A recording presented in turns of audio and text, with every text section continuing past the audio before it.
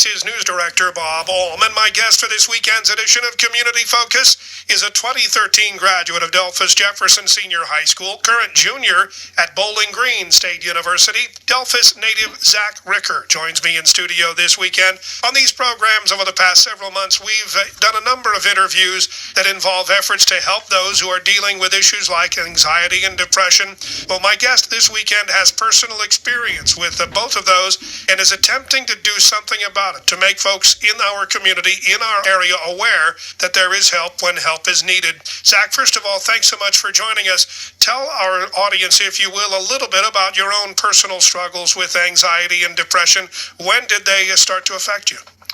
Thanks for having me, Bob. I started experiencing them about sophomore year of high school, and I went along kind of ignoring the problem. I kept dealing with it between sports and then school, and there was times I'd show up to school and not really care, not put my whole potential in, and then I would go home, go to practice, and then I'd go home and go to right straight to my room. I wouldn't really talk to people. I'd kind of ignore people at times, but when I'd go to school, it was like nothing was wrong, and when I go to practice, it was like nothing was wrong. I hung out with my family, it was like nothing was wrong. It was like I was living a lie and not telling anybody what I was truly experiencing.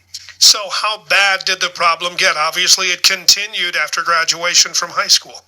It continued to get worse, and then I went off. I actually started at Xavier University studying accounting, and I went for about a month, and I wasn't real active and stuff, where back in high school I was active, and I think it was kind of my getaway from everything. And when I went off to school, I didn't do a lot, and then the first couple weeks I loved it there, and then I hit a wall, and I literally would wake up, go to class. Between classes, I'd come lay in my bed, get up again, go to class, come back, lay in bed with not really eating much. And I'd literally lay in my bed just thinking about taking my own life pretty much the whole day, trying to figure out different ways that I could end it all. And it was very difficult. And then I finally, one weekend I came home and told my parents that I wasn't going back to school. I never said why. I didn't explain myself. And on Sunday night, when it was about time to go back to Cincinnati, I said I'm not leaving. And I finally sat down in my room, and my dad came in and he asked me why, and I just looked at him in the eyes and finally told him I needed help. I needed somebody to help me with my problem. I said, I just want to end my life. I don't know what to do,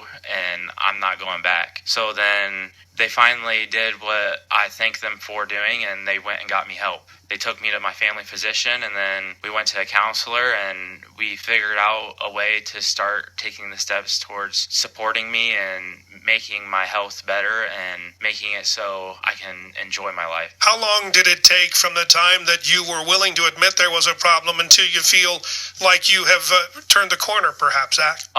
It probably took 6 months at first. It was like, yeah, I think I got past this most of it, went going and stuff, and then you just hit another bump, and it's like you fall back down. And it's a continuous thing of where it's just something with depression and anxiety and mental illnesses. It just doesn't go away. And where I've changed medications probably 5 or 6 times, and still to this day, sometimes I have to change my medication, depending on changing it completely or changing the dosage. And then I found some of this summer, I actually found some steps where if I work out, I watch kind of what I eat better, not eat junk, and just take care of my physical health just as much as my mental health. It helps it an extreme amount. What was the most difficult part of your struggle? Admitting there was a problem or dealing with it?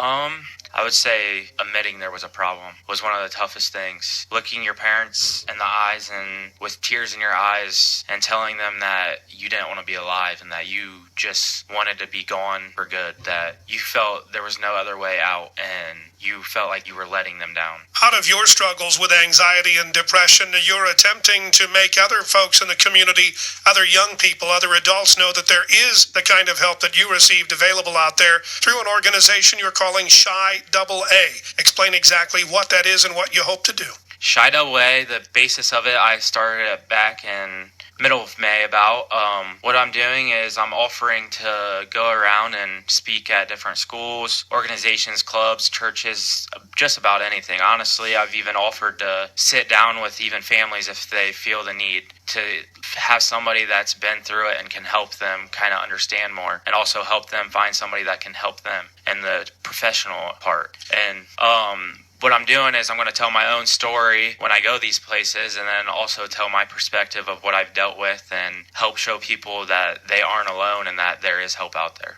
As part of that effort, you have a program that you have organized coming up on August the 10th at the Jefferson Middle School. Tell us about that, Zach. Yes, I do. On August 10th, 7:30 p.m. at Jefferson Middle School Auditorium, I'll be actually having my first event where I speak and tell my story, and then also I'll be kind of telling what S.H.Y is trying to do. I'll give the public their first perspective of what I'm trying to do, and also be the first available place for somebody to come and hopefully help somebody that is afraid to ask for help, and even maybe parents can understand maybe what their own kids have gone through or what they're going through, or even grandparents. It doesn't matter the age. We're trying to touch everybody with this. You're studying intervention specialist education at Bowling Green State University presently. How do you hope to help doing that?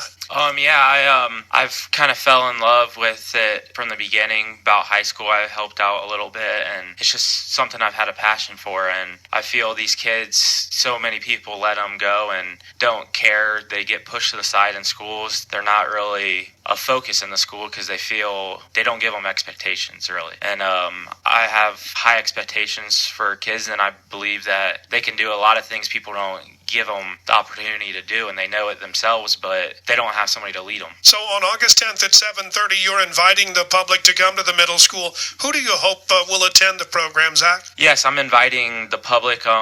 I've also emailed different schools. I'm hoping administration can come from different schools in the area. I'm hoping parents, grandparents, young adults, high school students even. I know high school students are tough to get to come to different things like this, as we know, but you gotta make them understand what if your best friend's sitting right next to you and they're going through something and you don't know anything about it. You just think they're just having a bad day and you're seeing that, but really there's something really wrong, and you could really help them. You could help them take a step towards getting help, finding help, telling their parents. But it's not about just yourself. It's about helping others around you. And that's the big problem with the stigma. Our society has put a big wall where it says, no, we can't put this through our society. It doesn't exist. It's ignored everywhere. And it's sad to see as a person that goes through it, but we know it's there. Everybody in the mental health industry, everybody there, they know the stigma's there. And there's so many people trying to help stop it, and that's what I'm trying to do with this, and starting in our community and hopefully growing this. And if somebody would like additional information on the S.H.Y initiative that you have just launched, or the meeting coming up August 10th at 7:30 at the Jefferson Middle School, where do they find it, Zach?